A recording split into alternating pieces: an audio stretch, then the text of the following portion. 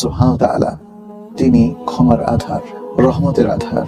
আমাদের যত পাপ তার চেয়ে তার রহমত বেশি।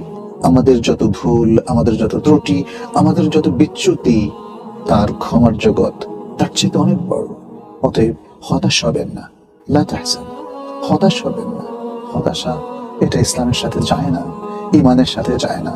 সেই জন্য আল্লাহ সুবহানাহু ওয়া তাআলা বলছেন, লা তাকনাতু মির রাহমাতিল্লাহ, তোমরা আল্লাহর রহমত থেকে নিরাশ হও না। নিরাশ হলে তার ক্ষমা চাওয়া হবে না।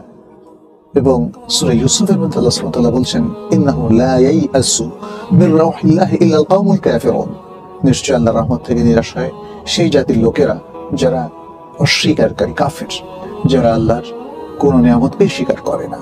সেই সব লোকেরাই শুধু নিরাশ হতে পারে।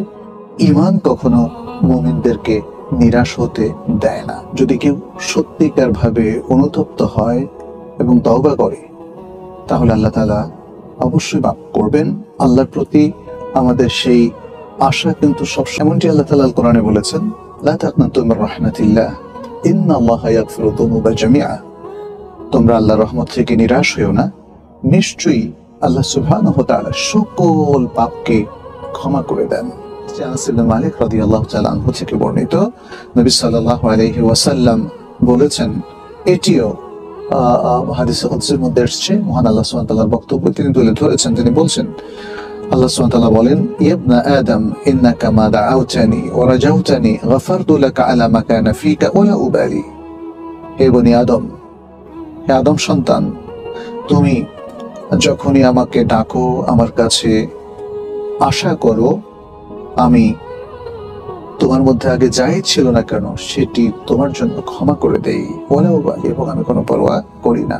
ইয়া ইবনা আদম লাউ বালাগাত যুনুবুকা আনানা আস-সামা, হে বনি আদম, যদি তোমার পাপসমূহ, পাপ রাশি আসমান পরিমাণও পৌঁছে যায়, এত বিশাল আকার ধারণ করে, সুম্মা ইস্তাগফারতানি গাফারতু লাকা ওয়া লা উবালি, এরপর তুমি আমার কাছে ইস্তিগফার করেছো, ক্ষমা চেয়েছো, আমি ক্ষমা করে দেই, ক্ষমা করে দেব, এবং কারো পরোয়া করি না।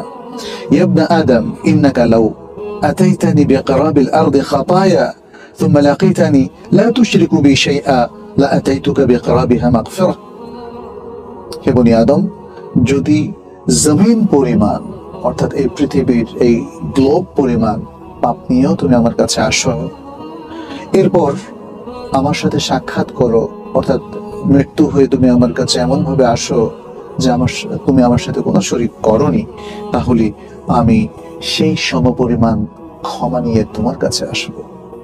সুবহানাল্লাহ। হাদিসটি আস-সিলসিলা সাহিহার মধ্যে শেখ আলবানী উল্লেখ করেছেন এবং বলেছেন যে হাদিসটা হাসান।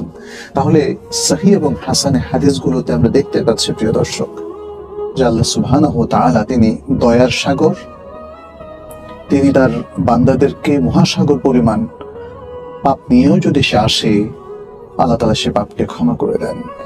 অতএব যারা পাপ করেছেন, অনুতপ্ত হয়েছেন, আপনাদের চিন্তার কোনো কারণ নেই। আপনারা তওবা নিয়ে এগিয়ে আসুন, ইস্তিগফার করতে থাকুন, আল্লাহ আপনাদের পাপকে অবশ্যই ক্ষমা করবেন।